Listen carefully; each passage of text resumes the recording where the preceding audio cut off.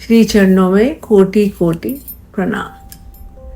अगर हम इस संसार को केवल बाहरी दृष्टि से देखें, जो आंखों से दिखाई देता है, उसी स्तर पर आध्यात्मिक यात्रा को समझें तो शायद ये यात्रा बहुत कठिन लगे।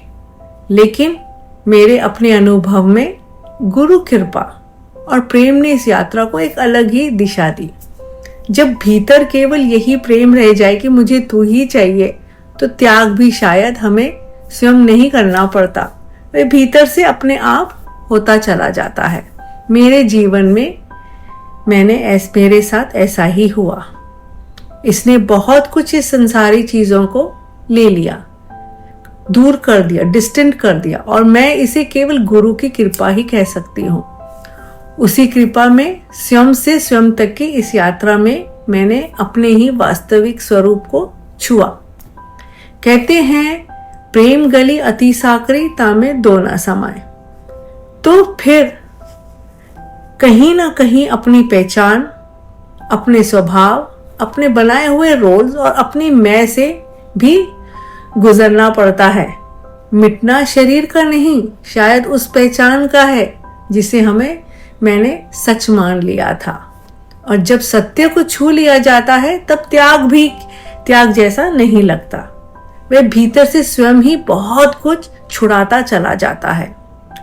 मेरे अनुभव में गुरु की कृपा बिल्कुल उस कुम्हार के हाथ जैसी रही है, जो घड़े को आकार देते समय बाहर से चोट देते हैं, लेकिन भीतर अपना हाथ रखते हैं ताकि घड़ा टूटे नहीं। मेरे जीवन यात्रा का ये एक बहुत सुंदर अनुभव रहा है। बहुत कुछ छूटा, मेरी पहचान, मेरे स्वभाव की कई परतें, मेरे रोल्स से जुड़ी पकड़।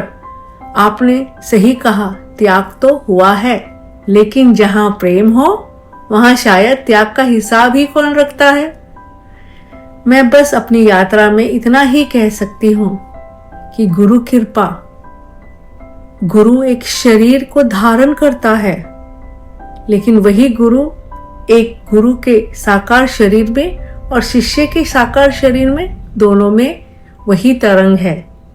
इसलिए अगर आपका प्रेम, आपकी सत्यता, आपका बिल्कुल 100% पर हो कि मुझे तू ही चाहिए, तो इसे आना भी पड़ता है। किस रूप में, किस जगह पर, ये समय से नहीं जुड़ा, ये जगह से भी नहीं जुड़ा।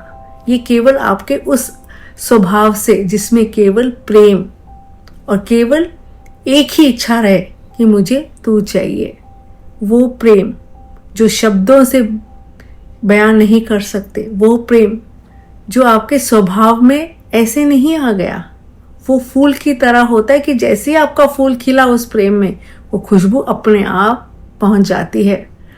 उसी प्रेम को प्रकट होना पड़ता है। तो इसीलिए जब भी आप अपने जीवन की इस संसारी यात्रा में हैं, अगर आपका विषय आध्यात्मिक है और आपकी यात्रा भी है और आपको पर कृपा भी है, तो अपने से उस सत्य, उस प्रेम को प्रकट कीजिए।